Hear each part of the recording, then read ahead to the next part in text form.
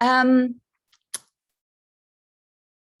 am I going to say? Let me start off by saying that I think that some of you may have been in earlier workshops of mine, and you may find yourself thinking, God, she's always banging on the same drum, saying the same thing. I've heard this before. I would beg you to please stay with me for the hour, even if it is stuff that you've heard before, because in my experience, these are things we have to hear over and over again, because they kind of go against the dominant, what I believe to be misunderstandings about academic literacy and about academic reading and writing and knowledge making. So we kind of need to hear it over and over again.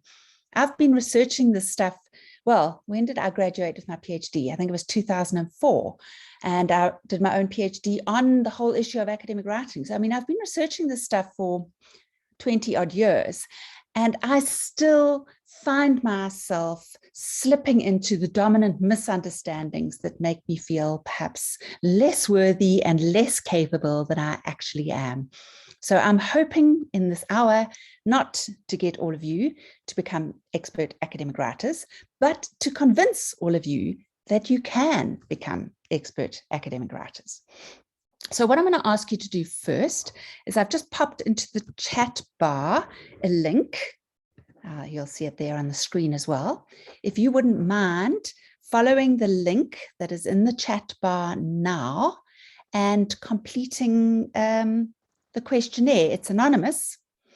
If you can follow that link and complete the questionnaire, I'm going to put it in the chat bar again in case people have just joined since I first put it. It's a problem with Zoom is if you join, you only get the chat bar from when you join.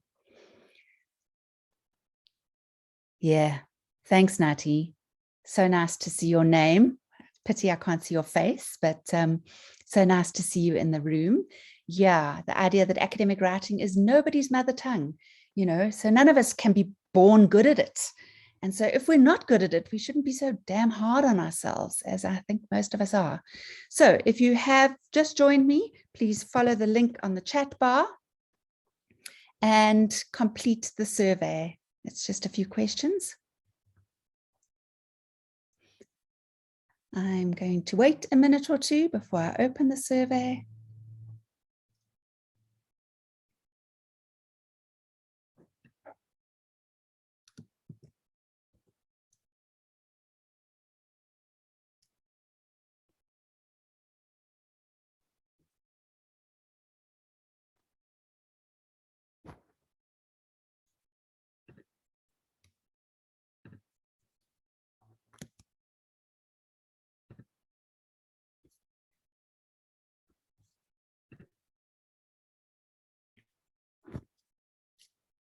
I can see the responses are starting to come in.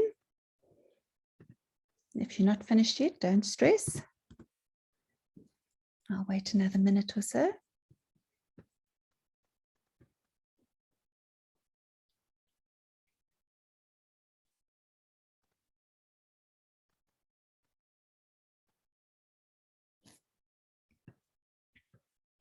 For those of you that have just joined, people are completing a survey, which you can find at the link in the chat bar.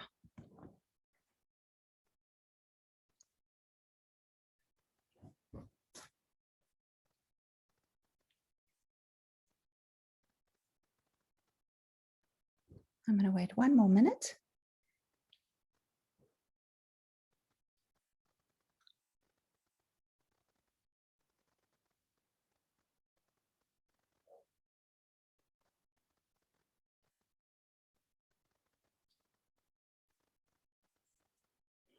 Okay, I'm going to stop now and start looking at what people have had to say. And if you want to come back to Zoom, you can see the responses to the survey. If you've completed the survey, you can come back into your Zoom screen and see the responses. And what I'm seeing is a lot of green, and the green response was anxious. So 54% of you feel anxious about academic writing.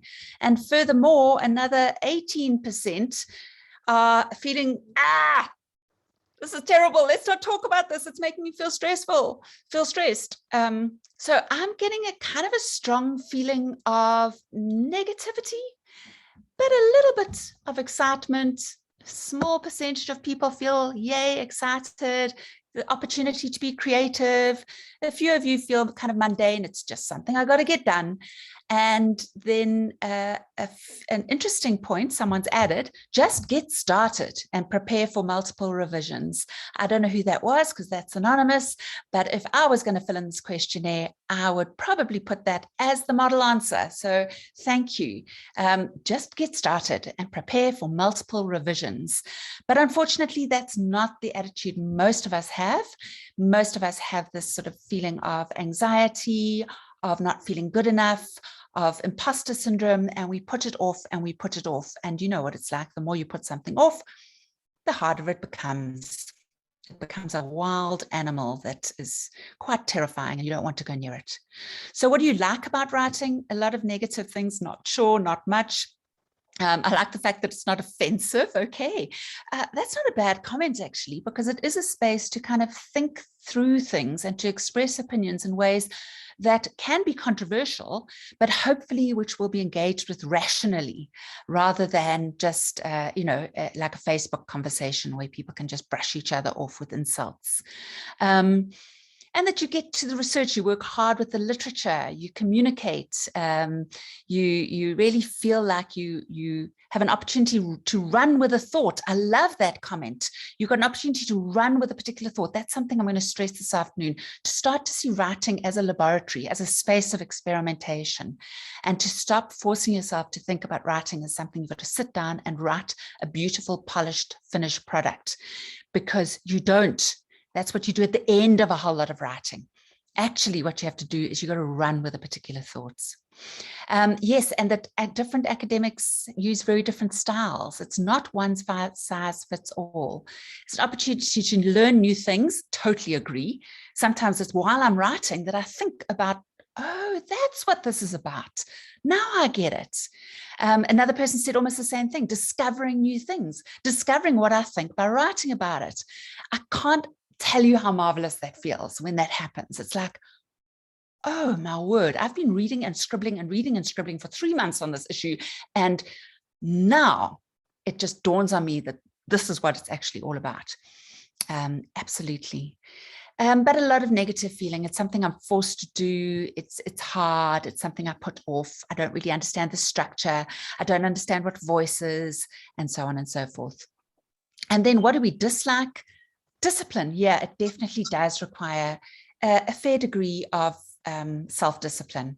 Let me just mute that. Sorry, just hang on 1 second. And that's tough. Finding self-discipline is very tough. Something I've noticed, I'm on sabbatical at the moment, and I'm meant to be writing a book. So you know what I'm doing? I'm not being lazy and lying around watching Netflix all day. Oh, no. I'm being very, very, very busy doing an impressive amount of work on everything other than my book. My students are getting feedback quicker than ever. My office is tidy. I'm running workshops like this. I'm busy doing impressive things that are not related to the thing that I should be done. So just because it's not lying around doing Netflix doesn't mean that it's necessarily a good thing. You can avoid doing work in all sorts of ways that might be productive for other aspects of your life, but not so productive about in the area in which you're meant to be working. This is a very, very interesting comment here that I'd like to pick up. The dislike about the writing is that using words that require a dictionary. Now, I'd like to urge you to rethink that. In academic writing, we are grappling with complicated ideas and often having to use complicated terminology because we're talking to specialists in our field, and you don't want to have to explain each piece of terminology. A terminology has what we call semantic density. In other words, in one word, there's a whole lot of meaning that insiders in the field know. So you don't want to write that whole paragraph explaining it each and every time you want to use that word. You've just used that one specialist word. So that specialist word is complicated. The ideas we're writing about are complicated, damn it. So the sentence structure should be easy. And if we're not using specialist terminology, let's use the simplest English we can. I cannot express strongly enough that good academic writing has simple grammar structure and simple English words. because the content is flippin' complicated. So don't try and fancy up your language. And I'm talking here to the humanities and social sciences because we are at the most guilty. We're not going to make our readers think that we ever any cleverer than we actually are by filling our sentences with so-and-so asserts. What's wrong with so-and-so says? We are sometimes inclined to think that if we use fancy words, we'll seem a little bit fancier, cleverer, more sciencey. And I urge you not to do that, because you're trying to express complicated ideas using specialist terminology. So for goodness sake, make everything else as simple as you can. Yeah, it's hectic and confusing, it says here. I get feedback I don't understand. Too much academies or jargon. Again, I want to say there should not be. I'm not saying that it isn't. And again, I'm looking at you, humanities and social sciences, which includes commerce, education, and law. Well, perhaps law is not as guilty because law specialist terminology is usually with specialist meaning. But I would say that in commerce and education and in the social sciences, there is a certain temptation to swallow a thesaurus and spew it out to sound fancier. And really, that is appalling academic writing. It should be the complexity of our ideas, not the complexity of our words. Someone else has said something really interesting. I'm not always sure what I'm writing about. Very good point. And the best thing for that is to do more writing. Don't wait until you know what you're writing about to start writing. You need to write badly. You need to write incomprehensively. You need to write messily. You need to write in circles. I promise you guys, this is the stuff I've been researching for years. Don't try and write a coherent piece of writing, because that is the final draft that you do. Your first few drafts are for no one else's eyes than your own. They should be scribbled. They should be messy. They should be translanguaged. They should be in and out of your home language and whatever language you're reading, which is probably English, given the dominance of the English in the academy. But most of your writing should be messy. And I think a lot of our procrastination is because we think that we're meant to sit down and write a book or a proposal or a chapter. And we are not meant to do that. We are meant to sit down and write our thoughts and figure out ideas around a concept to the extent that we then become confident in our own understanding. And then we can write for someone else. And then we can get some feedback. And then we can rewrite it. So let me go back to my PowerPoint. Thank you very much for sharing your viewpoints. But unexpectedly and rather sadly, I'd say that the dominant view in this group of people is that writing is something scary and something that we should put off doing, and that academic writing in particular is, what can I say, snobbish, elitist, game playing.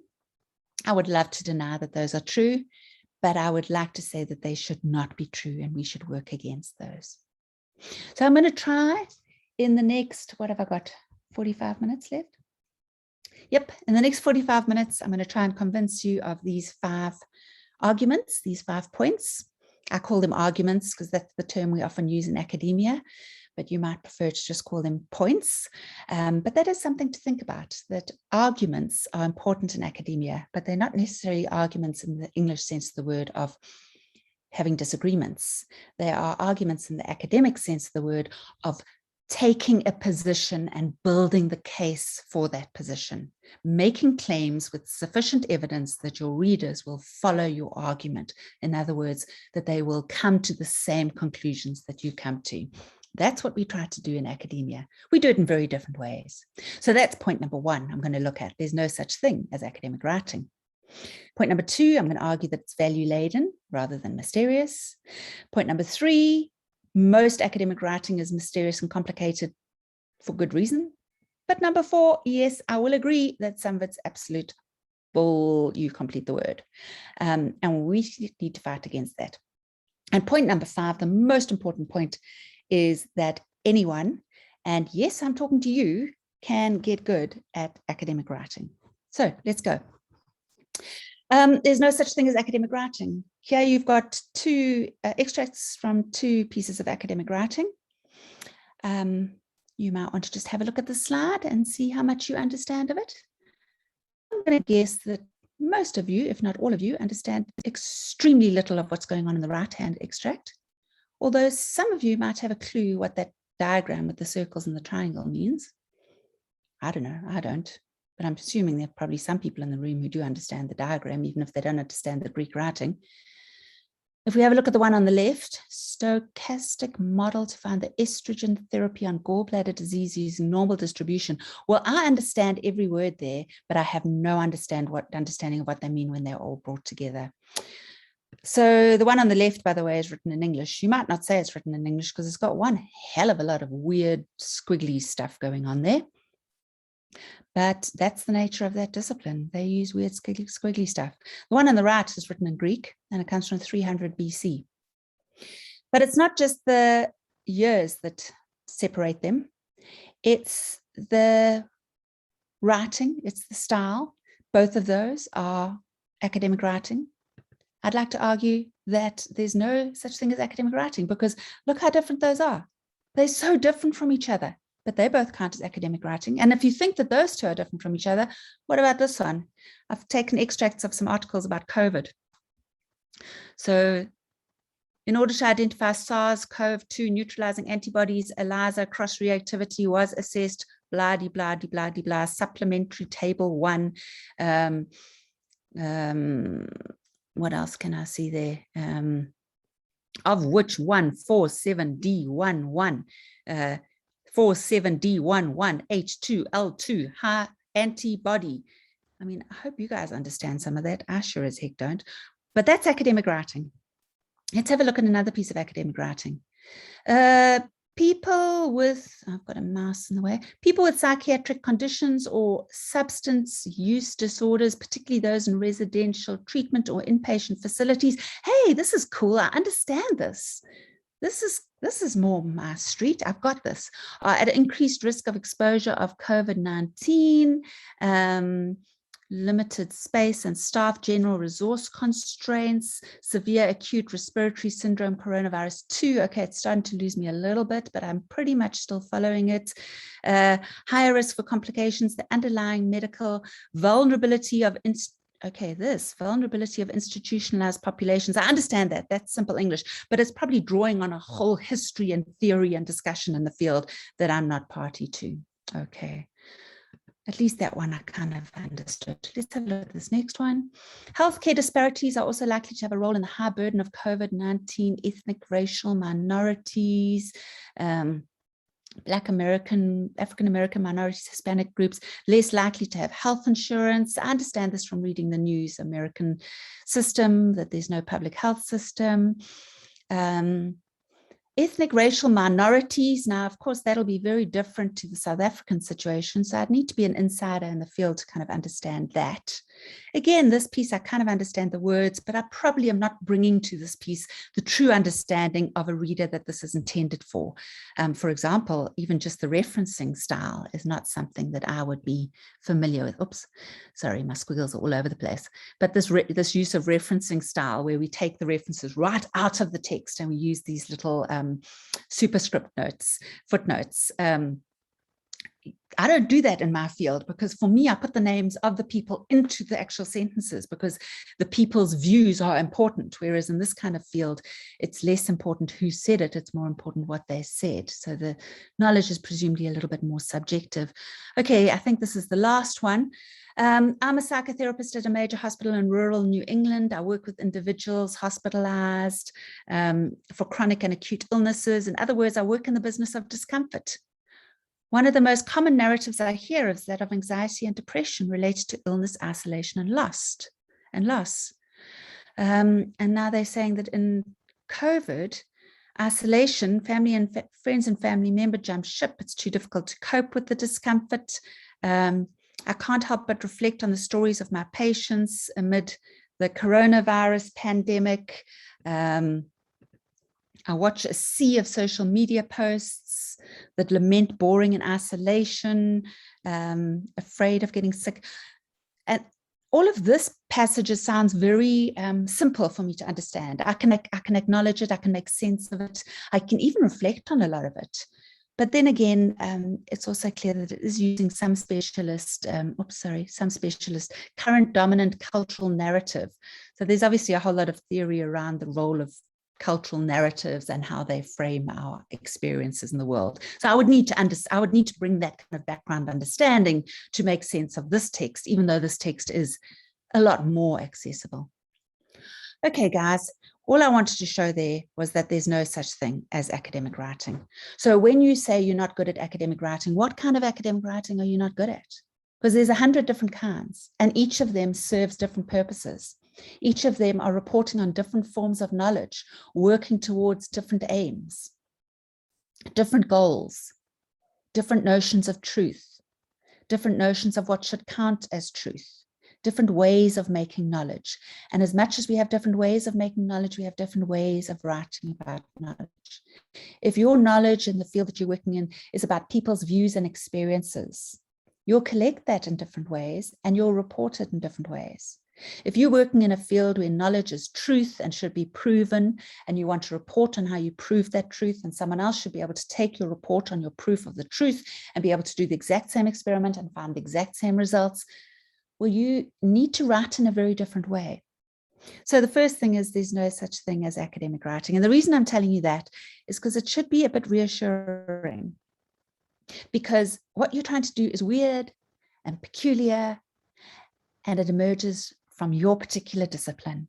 There isn't this huge big thing called academic writing that somehow everyone else can do and you're just too dumb to do it. No, there's a million different ways of academic writing because we're doing a million different things with academic writing. And so it's not surprising that you're probably finding yourself a little bit challenged. You're probably quite new to the academic writing you're doing. If I change ship, and I do that every now and again, I start researching in a new area, I start reading in a new area, I start having to write for very different kinds of journals that have different styles, different notions of how one should write. Suddenly I find myself at a loss again, battling, can't figure out how to string a sentence together. I step backwards a few steps. If I'm working in the field where I've done lots of publishing, I've been reading for years, I can do the reading while I'm lying in bed at night, I can do the reading while I'm stirring a pot on the stove, because it's like reading a novel to me. I mean, I've been doing it for 30 years. If I try and write in that field, I'll never say it's easy. I'm not that foolish to say it's easy, but it's much easier. So if you find it hard, maybe you're writing in a new area. Of course it's hard. It's going to be hard until you become used to it, because there's no such thing as academic writing. You are joining a weird, peculiar group of people trying to create a particular kind of knowledge and talk about it to each other.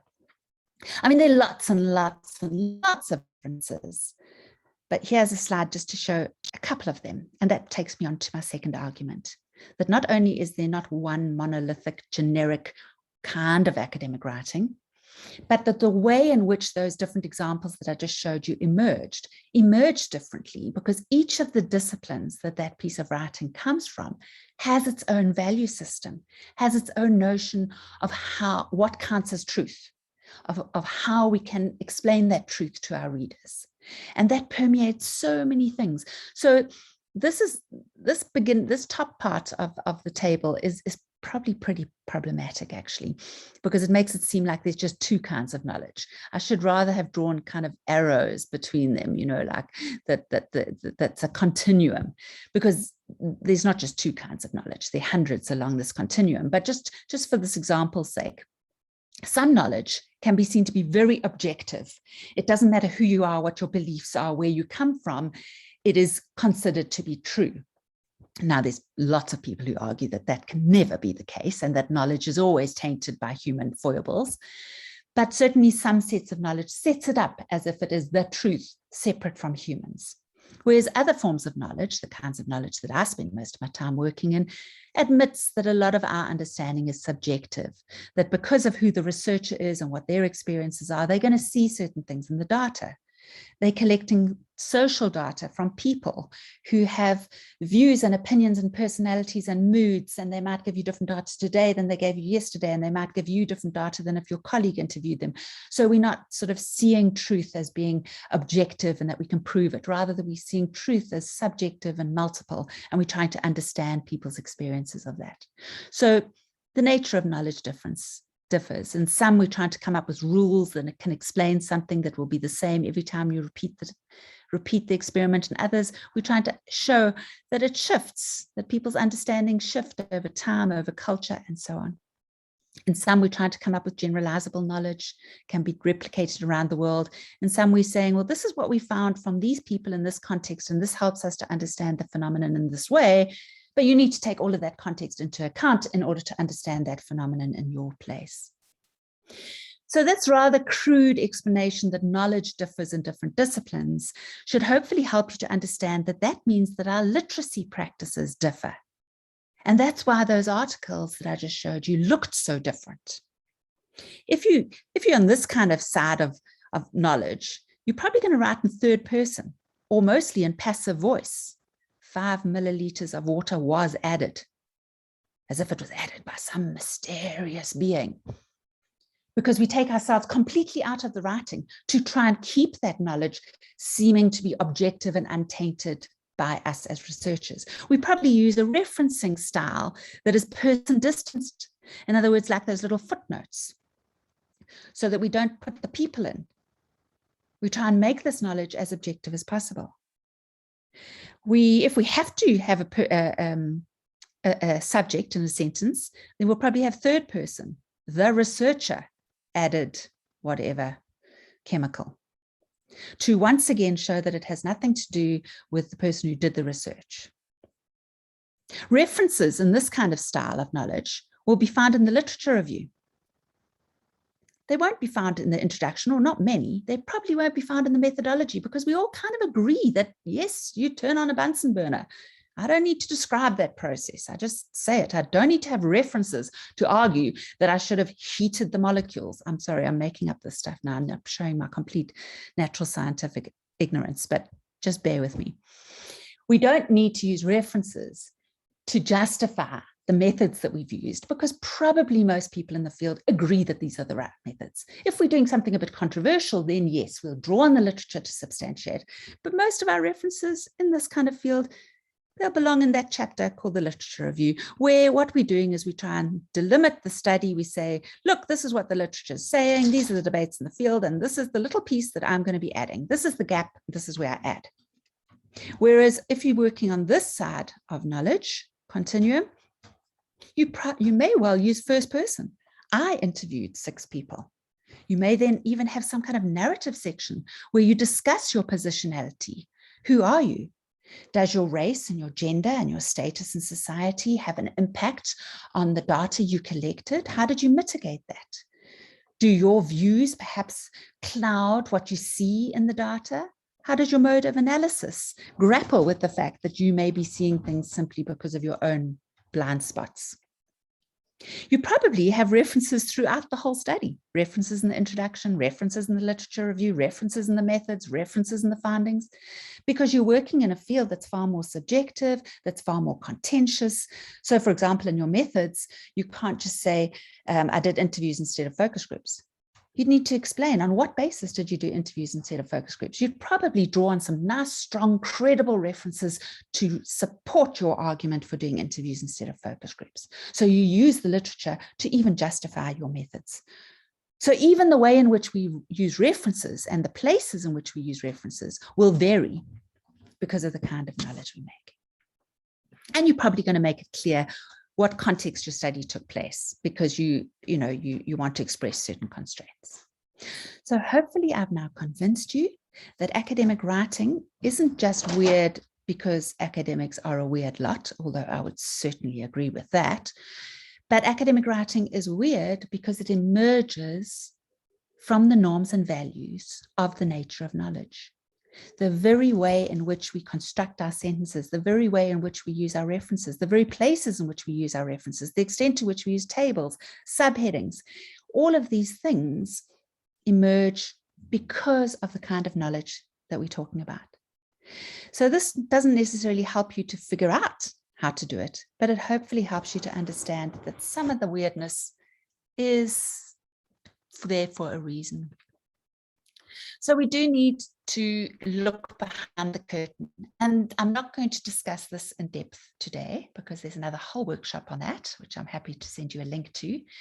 But I would urge all of you, while you're reading the conversation in the field to which you are joining, try and every now and again read at a meta level. So don't just read for meaning. Try and stop and ask yourself, what is the main argument this dude's creating in this article? Where are the references? What work is this reference doing in this sentence? Why does this sentence have a reference and that one doesn't? What is the subheading doing here? So try and kind of pick apart an article, not just for the meaning, but for the style.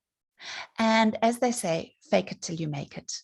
If I come across an article and I think, wow, I really love the way this person writes. It reads so smoothly, engagedly. It's just my kind of writing. If I found that, I spend quite a lot of time not just rereading the article for the meaning, but actually taking my 2 highlighters and highlighting the claims in one color and highlighting the references in another so that I can start to figure out, highlighting, just kind of scribbling notes to myself about how did this author write in this way that I really enjoy and that I'd like to be able to write like that one day. So let me try and unpick their writing a bit. And I'd urge you to do that because most academic writing is value laden. It emerges because of what that author is trying to do in terms of the norms and values of knowledge. So it might seem mysterious, but it's actually serving a purpose. It's serving a purpose to create a particular kind of argument that will allow the reader to follow a particular sort of train of thought in a way that seems credible and plausible. Right, I'm plowing along. If anyone would like to interrupt me at any time, just put up your hand or use the chat bar, because I know that as I am wont to do, I'm going a mile a minute. So I'm just going to keep plowing along. But if you want to interrupt me or disagree with me or ask me a question, I'm very happy for you to do so. So most academic writing, I'm arguing, is there for good reason. Okay, it's there because we're trying to do a particular kind of thing with academic writing. We're trying to build a particular kind of knowledge in a particular way that is true to the field. So academic writing, right, is dissemination of knowledge to the people working in the field. It's very different from writing a newspaper article or writing an opinion piece or writing in your logbook in the laboratory.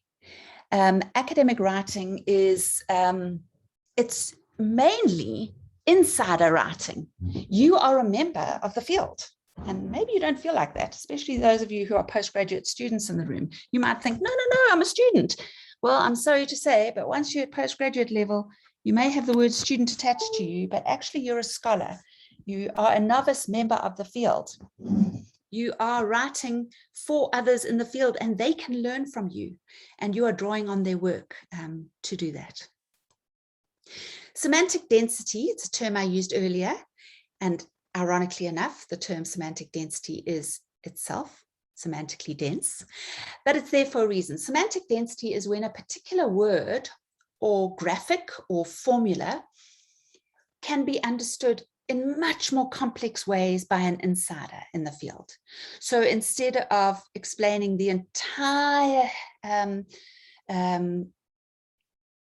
explanation of gravity, you'll just use the word gravity. And if you're writing to other scientists, they will understand what you mean by it. I mean, I've kind of got a vague everyday sense of the word gravity, but you will be using specialist terms that other specialists who are reading your work will bring a whole understanding to that.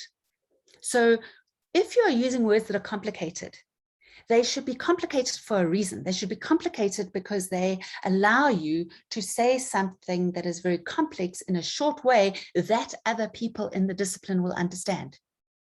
If you're writing in an interdisciplinary field or you're writing for a journal that's very interdisciplinary, you can no longer just pepper it with those terms, knowing that your readers will be able to bring all the meaning to the term.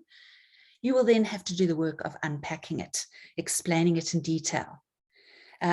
But mostly when we're writing for the insiders, and so we have a semantically dense writing. In some fields, context is almost invisible. And here I'm thinking the natural sciences. You know, the researcher is almost invisible. The context in which they do the work is almost invisible. This is not true of every field in the natural sciences. But just because it's almost invisible doesn't mean it's not there. And sometimes the researcher decisions might be almost invisible. So they say 5 milliliters of water was added. They don't say I added 10 milliliters of water, it didn't work. I was going to add 7 milliliters, but then I spilled it on the floor. Then my friend came and said, let's go for a drink. And then I went for a beer and I thought, hey, you know what? I should try this with 5 milliliters. So the next day I tried it with 5 milliliters and it worked very well. You don't say all of that. Your decision making, you just say at the end, 5 milliliters were added. And in other fields, the researcher's decision making is very evident. They'll spend a lot of time making their decisions visible. In my field, you need to talk about why did you decide to do it in that way? Why did you exclude that piece of data? Why? So it depends on the field what you need to make clear. Almost done. So thank you for staying with me as I rabbit on, and I'm going to get to the most important bit very shortly. Point number 4, argument number 4 is yes. Although I believe that most academic writing is powerful, it allows us access to principled knowledge that can help us to understand this very complex world. It should allow us to imagine future possibilities in our field that we cannot even experience right now. So academic writing should give us access to universes not yet imagined, to possibilities of improvement. It should be the space of sharing. It should be the space of collaboration. Academic reading and writing should be this very generative, creative, exciting place. I've said, though, that some of it is complicated because we're doing complicated work. And sometimes we have to use semantically dense words, which we really need to make sure we understand ourselves before we use them. And apart from that, we should try and write as simply as possible because the stuff we're writing about is so darn difficult. But having said all of that, I will acknowledge number 4. Some aspects of academic writing are pretentious and exclusionary nonsense. I do think that you need to be in a field before you can tear it down, which is a problem because the more you become a member of the field, the more you kind of get used to the ways of doing things until you find yourself doing them and expecting them to be done by others. So there is a bit of a what's called the access paradox, that if you're outside of a field, you see it all as nonsense. And I think that's wrong. I think it's because you haven't understood what's going on. And once you really are a member of the field, you can no longer clearly see which parts of it are nonsense. So I'd like to urge all the academics in the room, or those who intend to become academics in your future, to hold on to that sense that some of academic writing is nonsense and that we can do better. That most academic writing is complicated because it's dealing with complicated ideas, but that some of it may well be historical. And given the colonial nature of our education and the extent to which only some knowledges have ever been acknowledged in the academy, and the extent to which English has been dominant in the academy, I think we all need to acknowledge that there may be some stuff that is just our ways of doing things. So if ever you find yourself thinking, oh, we've always done it like that, or this is just the way of doing things, I urge you to stop and put on your critical glasses and say, hang on a moment, why have we always done things like this? And ask why? And when you get the answer to the why, you may be convinced that yes, this is functional, it's useful, but you may in fact find that no one can answer your question of why, and it's time to show that the emperor has no clothes. I don't know if you're familiar with that little story, but to point out when something is nonsense, but it's dressed up to look fancy, it's still nonsense underneath. So all of us, I think, have a role to try and become used to the norms and values of our discipline, to understand those norms and values, to unpick the articles we're reading, to see how it is that people read and write and build arguments and reference and use headings and what references do they use. It's important that we do all that work, but at the same time, let's keep a high degree of skepticism and a willingness to acknowledge that some of it might need to go in the bin. This is my final slide. So I've really rushed through things, but this is really the most important slide. This is the argument that I think a lot of you are probably not going to believe. And if you forget every other thing I've said for the last 40 minutes and you only believe this, I will be beyond delighted. I will be so happy, because really this is probably the most important message of all. Anyone can get good at academic writing. Now let's go back to my very first argument. There's no such thing as academic writing. There's 100,000 different forms of academic writing. So you're never going to get good at all of them. I'm absolutely useless at writing physics. I'm absolutely useless at writing marketing. You're only going to get good at academic writing where you steep yourself in the conversations in the field. But anyone can do it. So the first point, it's a social practice. It's emerged from norms and values of a field. So until you steep yourself in those norms and values, you're not going to be good at it. So when I say social, I don't just mean that you need to be writing with others alongside you, although I do believe that's a really useful thing. Having spaces to read each other's work, comment on each other's work, even just to sit in silence and do pomodoros. And as you probably know, Neil runs pomodoros on Tuesday mornings. So there you're just sitting doing your own work. I don't know why it works so well, but just the knowledge that other people are working next to you can help. So it can be social in that way. But it's also social in the way that it's norms and values over centuries that have emerged. But it's also a practice, which means it's not a skill. It's not something that you can tick off and say, yes, I can do it. Like I know how to sew, or I know how to sweep the room. It's not a skill that I can say, tick, I've got it. As I said earlier, I found academic writing within some areas where I've done lots of reading and writing much easier, but I can never say it's easy. I can never say, tick, I've now learned the skill of academic writing, because I'm constantly learning and it gets easier and easier. And then I found myself reading in a new area and I'm flipped back 10 steps and I'm writing badly again because I'm finding my way in a new field. I've got to just keep practicing to get good at a practice. If it was a skill, it's something you could get, put it on your CV, tick it off. But because it's a practice, you will never arrive. But you can get further and further along, and things can get easier and easier the more you practice. So it's not a language skill.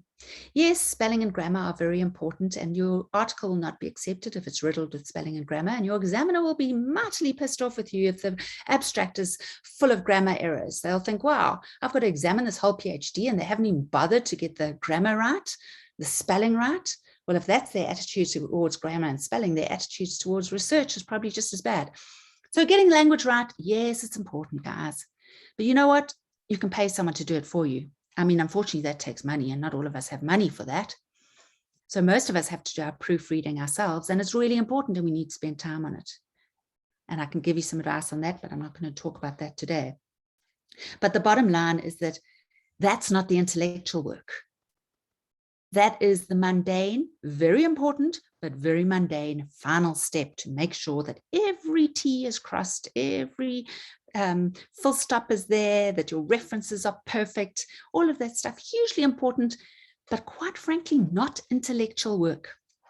You can have appalling English, let's say, if you're writing in English, as most of you are, you can have appalling English and have genius science, have come up with really significant findings. So don't allow your language to make you judge yourself as a researcher. However, your examiners and your readers probably will judge you. So you need to get it right. But don't think of that as the intellectual work. And if you've got a supervisor, I hope you don't have a supervisor, but if you've got a supervisor who only ever focuses on spelling and grammar, try not to allow that to stop you from doing the intellectual work of engaging with the concepts, with the theories, with the thoughts, with the findings, with the contribution to knowledge. The spelling and grammar is important, but it's not intellectual, and it comes last. Academic writing takes effort and practice. You can't sit down and be good at it. You've got to keep doing it over and over and over again. You've got to fail and fail and fail. You've got to do it really, really badly. If you don't give yourself permission to scribble badly, you will not get the benefits that some of you wrote about in that Google form, that you learn what you think through the writing. You will not figure out what order in which to say things, or how to strengthen an argument, or how to write a convincing paragraph. You won't figure that out until you keep writing badly. So giving yourself permission to write badly is the number one rule of becoming good at academic writing. I know that sounds counterintuitive, but too many people who try to be good academic writers can't write a damn thing because they are judging themselves on every sentence they write. And so they completely paralyze themselves. They don't trust anything they have to say because they expect it to look like this beautiful journal article that they've been reading. That journal article, A, was written by someone who spent probably a lot more time in the field than you, and B, you're seeing draft number 457 if it's anything like me. And before they even got to draft the article, they did loads and loads of scribbles and doodles and messy bits that got thrown in the bin.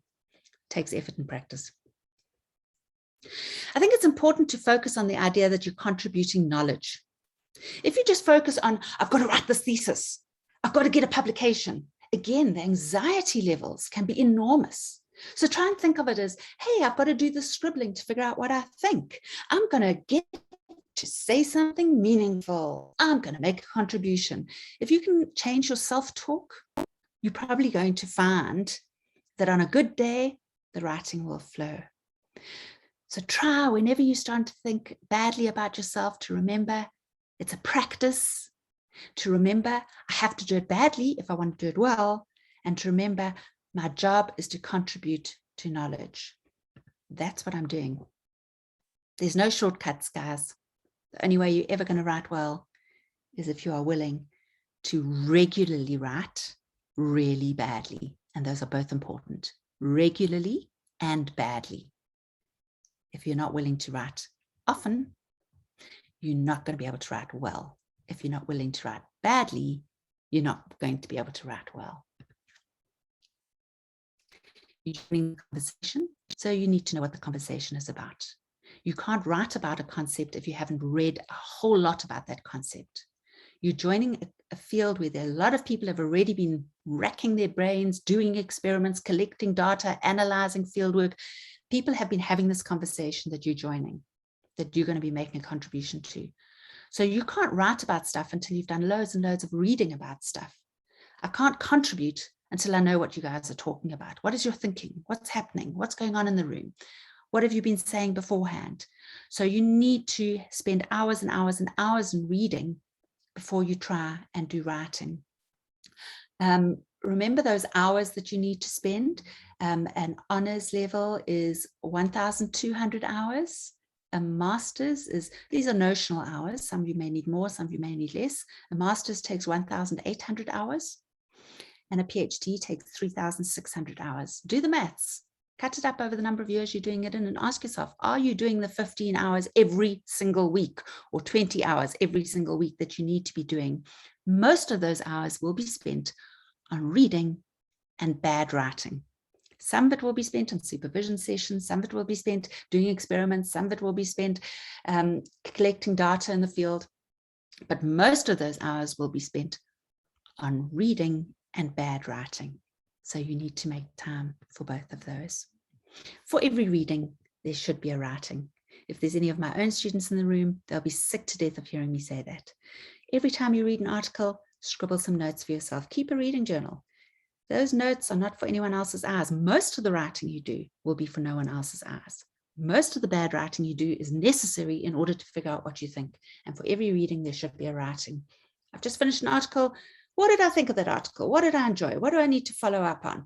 What makes me, so it's not just a matter of sort of summarizing the article or cut and pasting key quotes.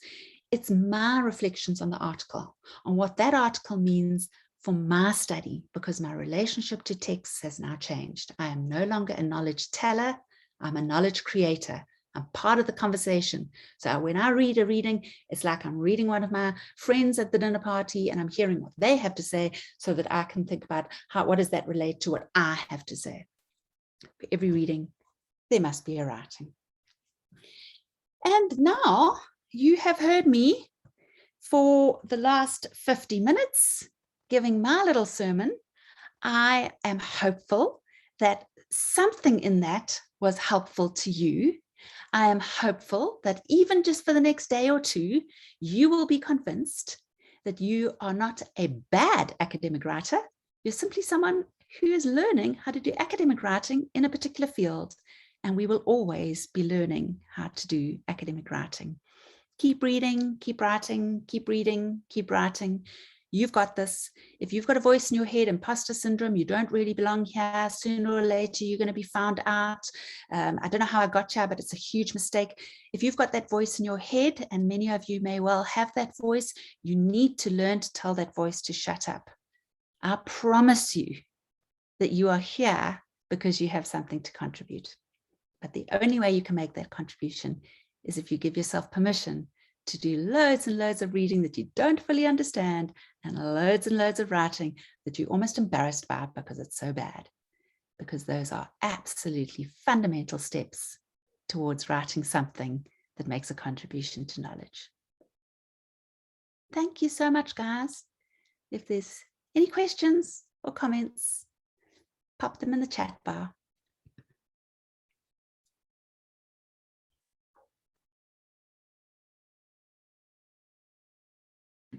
Well, for me, yes, so it's Nati here. I was a bit confused when you said there's no such thing as academic writing. And then I asked myself, then what the hell are we dealing with if there's no such thing as academic writing? But then you managed to convince me in the sense that the idea that you are entering a new field, it might not be clear to me in this field, but it might be clear to someone in that field, you know. So academic writing is specialized into a particular field. So I should not really be stressed because I don't understand what is happening in this field. Unless I immerse myself into the field, then it is possible to get it right, you know. So I think that is what I'm taking out from this presentation. Thank you. Thank you, Nati. That's great. Thank you so much. Thanks for those comments. Thank you for the lovely comments in the chat bar, everybody. And go out there and, yeah, fail quickly, fail forward, fail often. It's really, really, really the only way for us to move forward. And I think we don't tell each other enough times that is actually completely part of the process of knowledge making. Keep well. Bye, everybody. Thank you. Bye-bye. Bye.